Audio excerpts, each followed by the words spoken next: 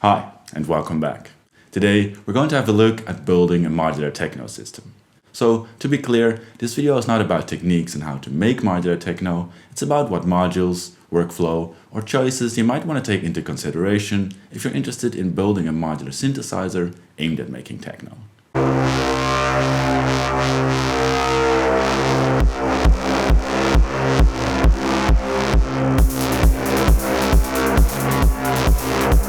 If you get value out of these videos, consider a like and subscribe. And have a look at my Patreon if you want to read more about my plans and support this video series. But now, let's dive right in. In the years I've been making modular music, quite often people have asked me what modules they need to make modular techno. But the truth is, you need the same kind of modules as for pretty much any kind of electronic music. I think it's important to understand that most of your success when making modular techno will come down to how you use the modules you have and above all, your musical skills. I think good techno depends on making interesting arrangements and finding creative ways of using and making new dynamic sounds. That being said, the modular is a great tool for that, and we can break up a performance system like mine from a techno perspective and have a look at the key elements that are here.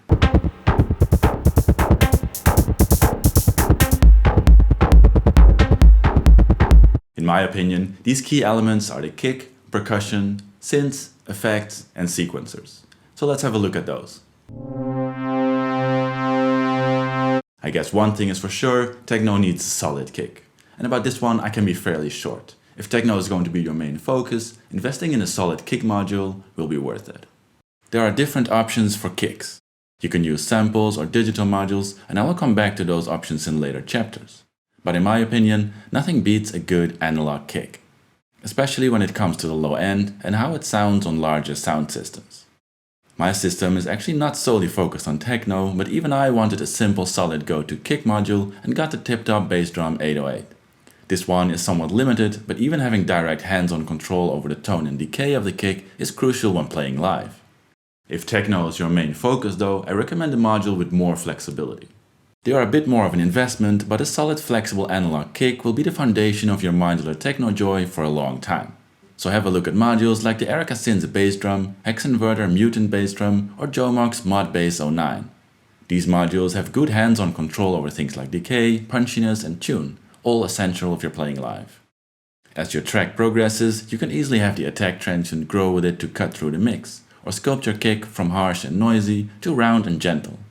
Also, you'll be able to adjust the impact of the sound of your kick to the capability of whatever sound system you're playing on, which can be a lifesaver.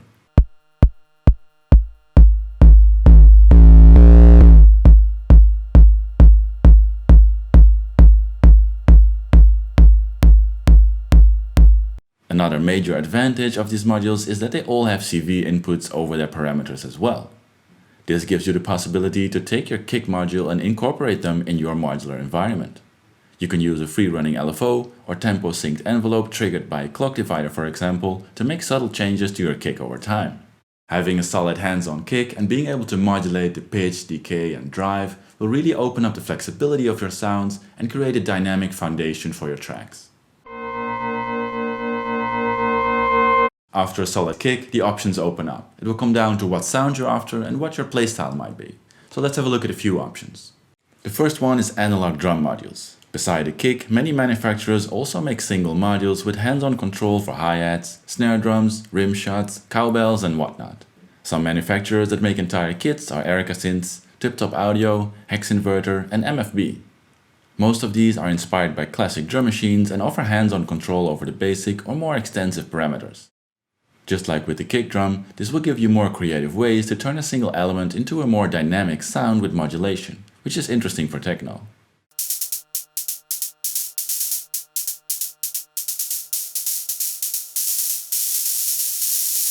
What you think is worth it comes down to you. I think having direct and CV control over a hi-hat is worth investing, but for me, that's not true for a snare, for example. For me, the sound of most analog drum modules with a single function is not flexible enough. So another way is using sample players. They are interesting because they can give you a lot of flexibility in terms of sound choices. You can load and swap samples over time, and if you have some hands-on control over pitch or decay, preferably with CV inputs, they can still be handled or modulated and lead to dynamic sounds.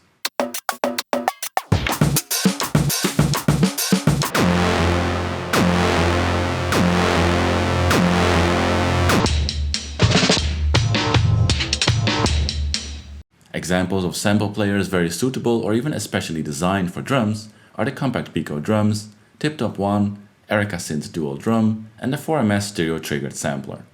I made 2 videos about how to use a sample player for synths and percussive sounds, so have a look at those if you want to learn more about that. Another interesting option for percussion are specialized creative digital drum modules, such as the Noise Engineering Basilimus Itertis Alta, ALM Dinky's Tycho, and IntelliGel Plunk. These have extensive hands-on and CV control over the parameters and can be pushed into pretty much any sound, from kicks to hats to snares, with a wide variety of dynamic possibilities. I find them very useful for sound design and interesting sounds, but definitely need some time to get used to, especially when using them in live situations.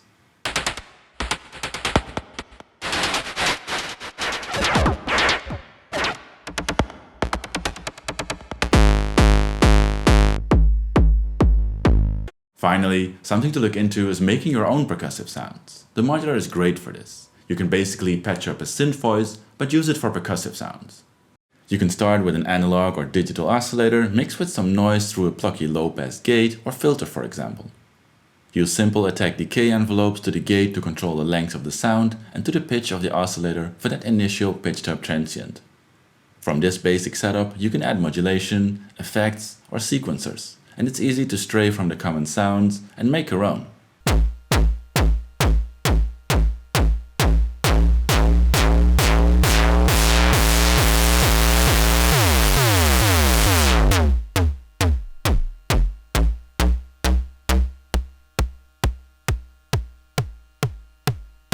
That's not very efficient for live though, because you'll need a lot of modules, but it's a great way to create original samples. And then you can use them later in your performances by using sample players. Interesting synth lines or even just minimal stabby sounds are also part of good techno in my book. Again, what sound you're after or how extensive you want this section to be is up to you. But within the modular, it's easy to create a monophonic synth voice with a regular oscillator, filter, amplifier setup. If you add 1 or 2 envelope generators and some modulation, you already have a pretty flexible basic voice. Key elements for the sound here are the filter and oscillator.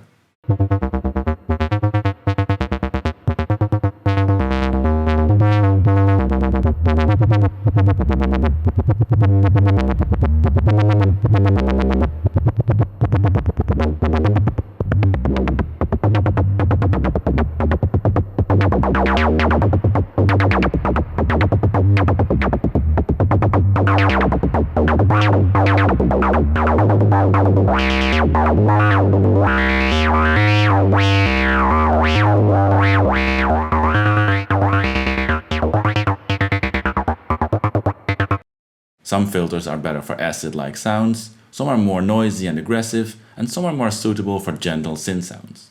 To find the ones for you, just listen to sound demos and hear what suits you. The same is true for oscillators. I think basic analog oscillators have their charm. I couldn't do without a nice analog saw wave. But there are also analog oscillators with unique wavefolding or shaping features built in. And digital modules, like wavetable oscillators, will give you a wide variety of sounds, and stay tuned when traveling and performing live. In any case, I often think interesting modulation to a patch is what brings sounds to life. And this is where a modular shines. A basic LFO to a filter will give you that much needed subtle change over time, without having to tweak something by hand. But in the modular, you can go much further and expand your voice. You can have a clock divider trigger multiple envelopes and mix them together to things like filters, wavefolders, or other sound shapers, to create tempo-synced rhythmical changes in your sound.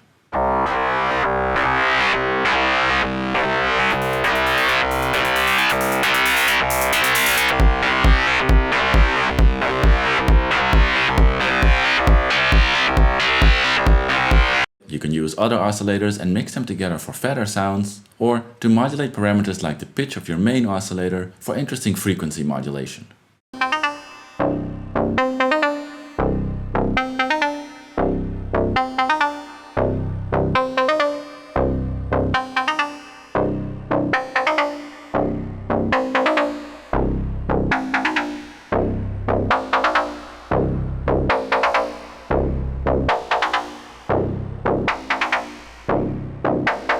Or Or you can use sequencers, random or semi-random voltages to parameters of your choice to create interesting dynamics or truly unexpected sounds.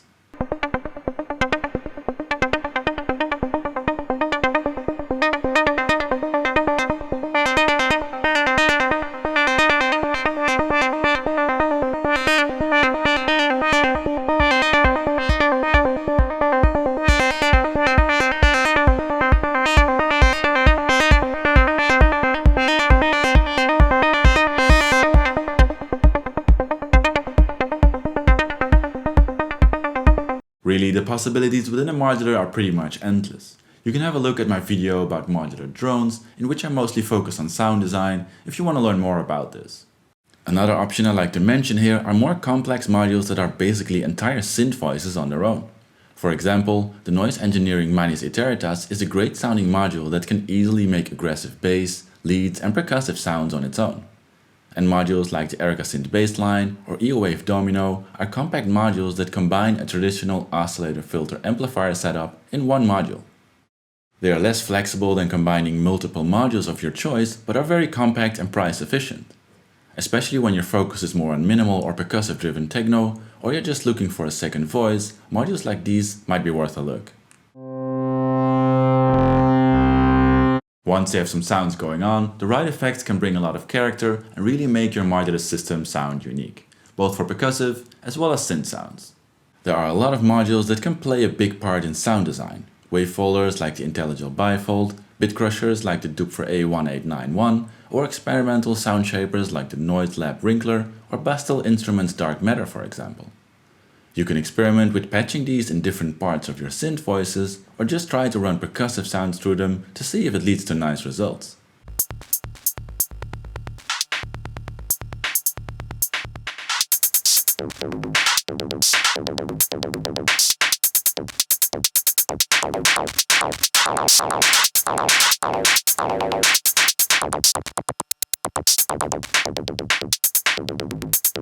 For more in-your-face style techno, a good overdrive or distortion will work on kicks, percussion and aggressive bass or lead sounds. Have a look at the Erica Synths Dual Drive, Ritual Electronics Miasma or one of the modules from the Noise Engineering Ruina series. And finally, a nice reverb and delay are pretty essential. There are way too many options to mention, but you can find anything from multi-effects like the Happy Nerding FX8XL and Erica Synth Black Hole DSP2, to experimental granular effects such as the Instro Abhar and very extensive modules like the IntelliGel Rainmaker.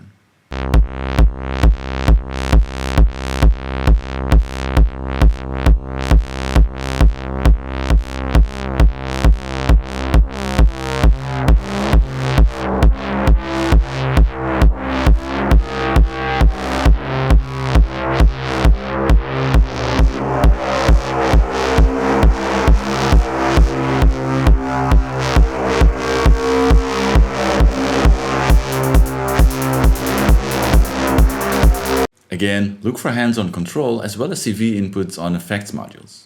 CV inputs will give you more room to experiment and truly incorporate the sound into your patches. For example, change the delay on a hi-hat with a sample and hold signal every time the kick hits. Or have a reverb swell up with a long rising envelope, and so on. CV inputs will seriously extend the possibilities and joy you'll have with the modules over time. At the end though, it comes down to your personal choices to determine what's worth it. I think experimentation is key though, and be open for new things. That one module in an unexpected place might turn out to make just that sound you were looking for. As I said in the beginning, a big part of techno comes down to interesting arrangements, and good sequencing power is crucial for that. As far as pattern sequencers go, they range from compact, simple options like the Noise Engineering Numeric Repetitor, generating up to 4 fairly straightforward but shifting trigger patterns. The VPM Euclidean circles with a clever interface to create Euclidean patterns. Or options like the Doopfer A157 with a very hands-on approach to programming up to 8 16-step trigger sequences. Then there are the more creative pattern generators, like the Mutable Instruments grids, creating interesting morphing patterns. And Tip Top Audio Trigger Riot or Circadian Rhythm with clever new ways to interact and generate trigger patterns. Then there are dedicated melodic sequencers. From the Pico sequencer, a simple 16-step sequencer in the smallest possible space, to more advanced sequencers like the Make Noise René, which offers more hands-on interaction and CV variations to your melodies, or the IntelliGel Metropolis, which has some interesting trigger modes. Finally, there are the more complex digital pattern generators like the Maleko Variegate 8+, Erica Synths drum sequencer, and Squarp Hermod.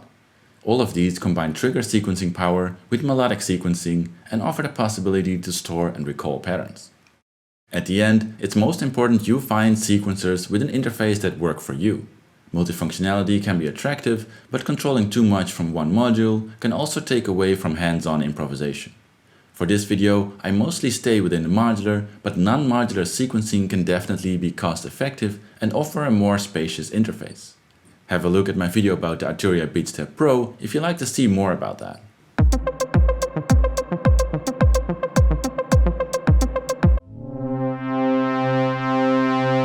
The final tip is also the most difficult one to get right, and it will take more time to explain. But the tip is, take your time to develop a workflow that suits you. Just throwing a bunch of expensive modules together really won't simply bring you to great results. Not only do you need to find the right modules when it comes to sound, like filters and oscillators, and the right sequencers to suit your playstyle, you also have to build a workflow around the core modules you want to use, to bring a workable CV flow through your patches. The right modulation, and many modules some consider boring, like clock dividers, mixers, attenuverters, switches, mutes, offset generators, and so on.